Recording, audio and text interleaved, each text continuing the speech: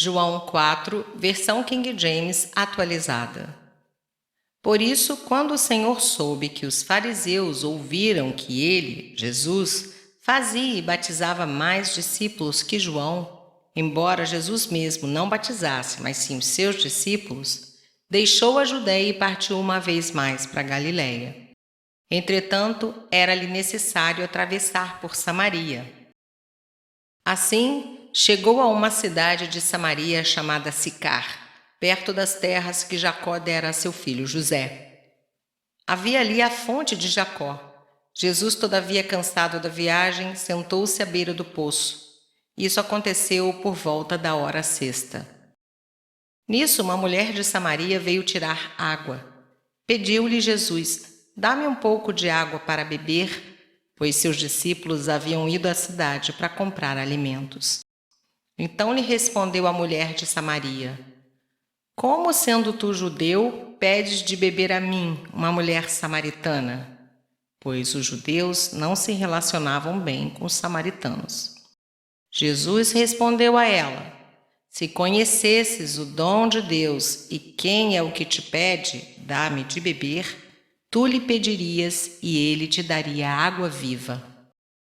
Indagou-lhe a mulher: Senhor, tu não tens com que pegar água e o poço é fundo. Onde tu podes conseguir essa água viva? Acaso tu és maior do que nosso pai Jacó, que nos deu o poço do qual ele mesmo bebeu, e bem assim seus filhos e seu gado? Jesus afirmou-lhe: quem beber dessa água terá sede outra vez. Aquele, porém, que beber da água que eu lhe der, nunca mais terá sede. Ao contrário, a água que eu lhe der tornar-se-á nele uma fonte de água jorrando para a vida eterna. A mulher lhe pediu: Senhor, dá-me dessa água para que eu não tenha mais sede e nem precise voltar aqui para tirar água. Pediu-lhe Jesus: vai, chama teu marido e volta aqui. Confessou-lhe a mulher: não tenho marido. Replicou-lhe Jesus: respondeste acertadamente ao dizer que não tens marido, pois 5 maridos já tiveste, e esse homem com quem tu agora vives não é teu marido. Quanto a isso, falaste a verdade. Reconheceu a mulher: Senhor, eu percebo que tu és um profeta. Nossos pais adoravam sobre esse monte, mas vós, judeus, dizeis que Jerusalém é o lugar onde se deve adorar. Declarou Jesus a ela: mulher, podes crer-me, está próxima a hora quando nem neste monte e nem em Jerusalém adorareis o Pai. Vós adorais o que não conheceis. Nós adoramos o que conhecemos, porque a salvação vem dos judeus. Mas a hora está chegando, e de fato já chegou, em que os verdadeiros adoradores adorarão o Pai em espírito e em verdade, pois são esses que o Pai procura para seus adoradores. Deus é espírito e é necessário que os seus adoradores o adorem em espírito e em verdade. A mulher disse a Jesus: eu sei que o Messias, chamado Cristo, está para vir. Quando ele vier, ele nos esclarecerá sobre tudo. Assegurou-lhe Jesus: eu que te falo, sou o Messias. Nesse ponto, chegaram seus discípulos e se admiraram que estivesse conversando com uma mulher. Todavia ninguém lhe perguntou: que queres saber? Ou por que falas com ela? A mulher então deixou seu cântaro, foi à cidade e disse aos homens: vinde e vede um homem que me disse tudo quanto tenho feito.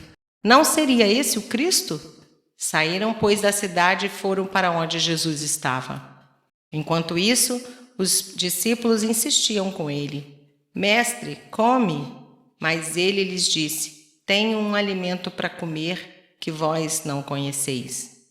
Então os discípulos disseram uns aos outros: será que alguém lhe teria trazido algo para comer? Explicou-lhes Jesus: a minha comida consiste em fazer a vontade daquele que me enviou e consumar a sua obra. Não dizeis vós: ainda há 4 meses até a colheita? Eu, porém, vos afirmo: erguei os olhos e vede os campos, pois já estão brancos para a colheita. Aquele que ceifa recebe o seu salário e colhe fruto para a vida eterna. E assim se alegraram juntos o semeador e o ceifeiro.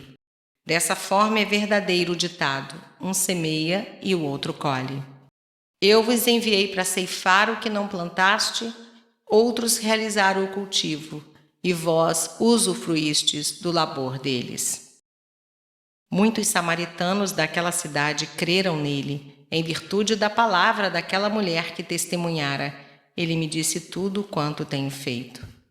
Assim, quando os samaritanos se encontraram com Jesus, insistiram em que se hospedasse com eles, e ele ficou 2 dias. E muitos creram por causa da sua palavra.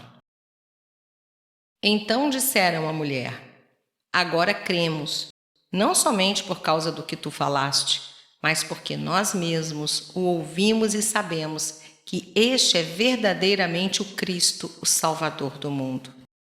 Depois daqueles 2 dias, ele partiu dali para Galiléia.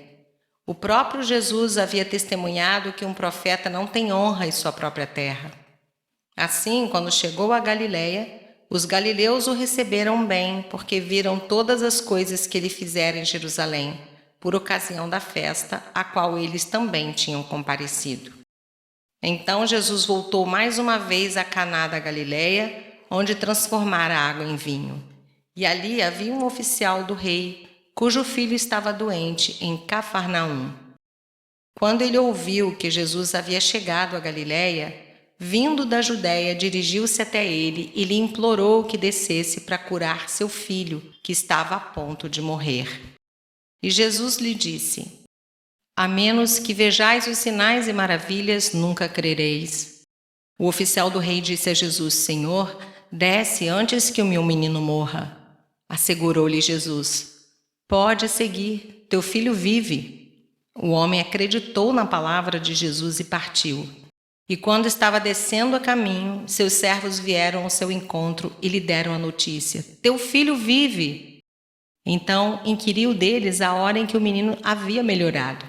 E eles disseram: ontem, à hora 7ª, a febre o deixou. Assim o pai reconheceu ser aquela mesma hora em que Jesus lhe dissera: teu filho vive.